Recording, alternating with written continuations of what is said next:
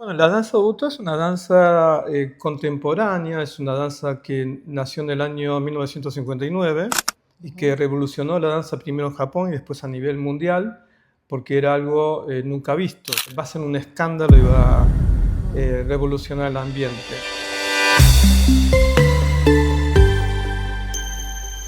¿Qué sucede cuando el cuerpo tiene diferentes maneras de expresarse? No solamente a través de palabras. Y utilizamos la danza para utilizar esas expresiones.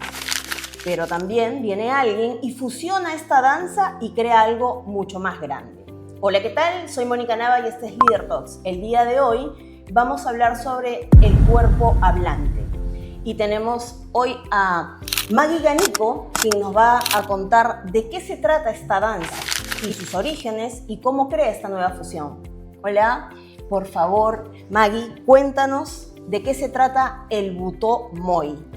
Bueno, primero me voy a presentar un poco brevemente. Decidí estudiar la danza Buto en los años 90 y estuve estudiando con el maestro Kazuo Ono, a quien vi aquí en Buenos Aires, en el Teatro San Martín, y bueno, prácticamente él me partió la cabeza a nivel artístico. Y bueno, entonces tuve la suerte de poder estudiar con él en Japón, ¿no? En principio yo iba por un año y me quedé casi 8 y después me quedé 20 años fuera del país.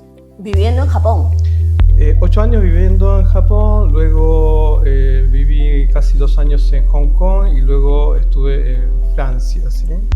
Viviendo del 2000 a 2012 hasta que volví a la Argentina de nuevo. Pero cuando tú estuviste en Japón, ¿es cuando tú conoces la danza Buto o te vas allá para explorar un poco más o profundizar más sobre la danza Buto?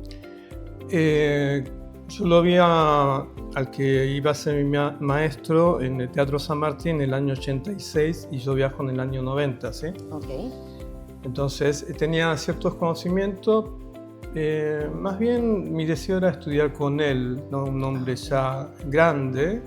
Cuando yo llegué, él tenía 85 años. Y bueno, la danza Buto es una danza contemporánea, es una danza que nació en el año 1959 y que revolucionó la danza primero en Japón y después a nivel mundial, porque era algo nunca visto, ¿sí? Entonces la danza Buto se va a abrir con una presentación que se llama Kinshiki, Colores Prohibidos, sobre un texto de Yukio Mishima. Bueno, esa pequeña performance, que duraría algunos 15 minutos, creo, va a ser un escándalo y va a revolucionar el ambiente. Yo entiendo que el arte contemporáneo es una danza muy expresiva, creo que tiene algo de teatral, digamos, ¿no? No, en realidad, digamos, va a tomarse ciertas temáticas. De hecho, la danza Buto se llama en realidad Ankoku Buto y Ankoku quiere decir tinieblas, ¿sí? Ya. Entonces va a ir a las profundidades oscuras del inconsciente de uno y además de la sociedad, y por ende va a tomar temas conflictivos, ¿no?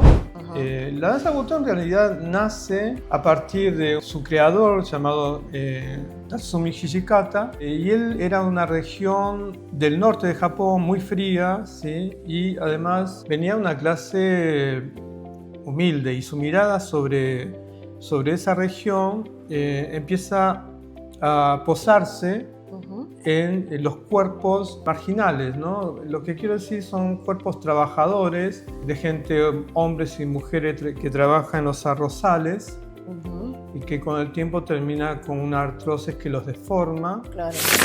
Cuando hablas de estas personas que trabajaban en los campos, en los arrozales, sí es verdad, cuando alguien trabaja en un sembrío, por ejemplo, ¿no? Siempre tiene esa modo de encorvarse, la artrosis lógicamente puede inundar tu cuerpo. Entonces alguien viene, mira esta expresión del cuerpo y la lleva a una danza, ¿es así? Sí, pero la danza viene de un pedido, digamos, al universo, a los dioses, para que pudiese, por ejemplo, haber alimentos, ¿no? Porque la gente que tenía que vivir de la caza o de la siembra, y si había una sequía o se arruinaba, entonces era una cuestión de vida o muerte. La danza Buto va a esos límites. Tal vez ahora ya no es el hecho de danzar o para que llueva o no.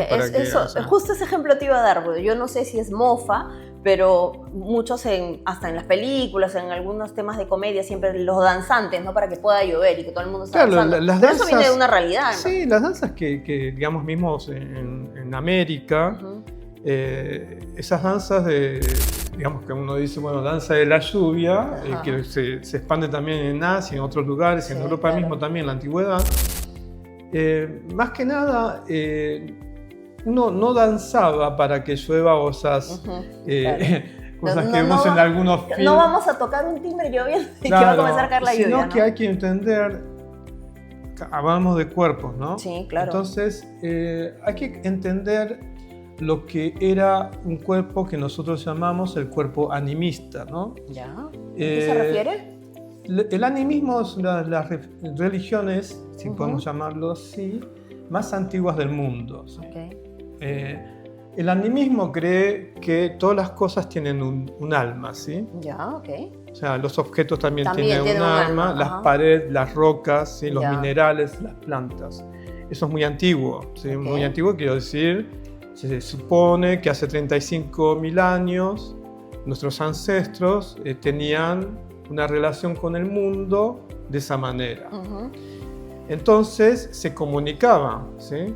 Uno no es que hablara con las plantas, pero tenía una captación de las cosas, del tiempo, porque era necesario, porque no teníamos, hace 30.000 años, la ciencia estaba en el poder fluir con la naturaleza y que la naturaleza nos hable. Conectarnos de alguna forma. Claro, es igual como cuando dicen, toca un árbol, abraza un árbol que tiene energía y tú puedes fluir con esa energía. Totalmente. Cuando me hablas de esto y temas alucinógenos, bueno, se me ocurre, y es un tema que de repente más adelante hablaré con alguien, en Perú se hace mucho el ayahuasca. Claro. Entonces debe ser una variación así. Pero está un poco separado del contexto, ¿sí? Claro. Antiguamente y mismo antes de la conquista española se han perdido los rastros de cómo se utilizaba esta planta en rituales, ¿sí? Ahora la gente lo toma fuera de contexto. Ya, claro. Porque era comunicarse con espíritus, con la muerte, que les hable y esa persona que estaba encargado de eso, transmitirle al pueblo, a la gente, qué es lo que le habían dicho y qué es lo que tenía que hacer para que... El entorno, digamos, qué le habían dicho para que puedan decirle a la comunidad, mira, no sé, se me ocurre, ¿no? Las plantas, la experiencia me ha dicho que esto va a suceder, como con un traductor de la vida, ¿no? Una cosa así. Sí, porque la única antena que se tenía en aquella época es tu propio cuerpo. Entonces, todo eso, no es que todo el mundo lo hacía, sino que había gente, por eso sacerdotes, ¿sí? Que estaban entrenados y preparados para comunicarse en esto que es la vida y la muerte, ¿sí? Porque bueno, el ser humano sufría, tenía conciencia de que alguien, ¿no? Hijo o alguien muy cercano se moría, hacen rituales y bueno, estaba, digamos, esos sacerdotes que tenían una comunicación con los elementos y que le transmitía también una paz frente a todo eso, porque imagínense, antes solamente el hecho de entrar en una caverna era terrorífico, imagino. Claro. Digo esto porque, bueno, danzar la lluvia, danzar los elementos, es danzarlo desde ahí y no hacer, disfrazarse de indio y hacer unas vueltitas para que llueva. No tiene que ver con eso, tiene que ver con cómo uno prepara su cuerpo como una antena, especialmente en esta época, en donde pueda atraer esas fuerzas del espíritu. Bueno, lo que yo pienso que viene es otra época en donde tenemos que adquirir esa sensorialidad en el cuerpo que tenían nuestros ancestros y que tenemos que dejar la cabeza, porque ya la cabeza te hace más racional. Sí. Te hace más racional. Más racional, y no solamente eso, con la creencia de que el ser humano podía controlar todas las cosas, porque eran sus miedos. Eso funcionó hasta una época. Hoy en día yo creo que necesitamos otras cosas, otro entrenamiento del cuerpo, porque no solamente, bueno, el ser humano lo precisa para cambiar ciertas cosas que pasan en el mundo, entender cómo operan las cosas, los elementos, porque, bueno, hay cambios climáticos, desastres, ambientales y yo creo que una confusión en el plano humano y la política, sobre todo esos conflictos que se están hablando en el mundo y ustedes también en Perú los tienen, ¿no? Sí, claro, de todas maneras. Maggie, cuéntame el por qué yo tendría que escoger, yo sin saber nada, escoger ver este tipo de danza. Porque tú lo conceptualizas como danza específicamente o es una danza teatral. ¿Cómo me podrías explicar cómo es esto? Bueno, lo que pasa es que en Occidente se ha encajonado mucho ciertos lenguajes del arte, ¿no? En Oriente no es así, digamos. Cuando uno habla de kabuki, puede decir danza kabuki o teatro kabuki, no está separado, digamos. Acá hay mucha cuestión de, si yo canto, tengo que hacer canto lírico, ¿no? Y no me tengo que mover, ¿sí? Lo que yo estoy tratando de hacer es que todas esas cosas se unan. Si a alguien le queda alguna duda, tiene curiosidad de cómo expresarse a través del arte, no se olviden escribirlo en los comentarios y poder buscar a Maggie en redes sociales. Acá voy a dejar sus datos.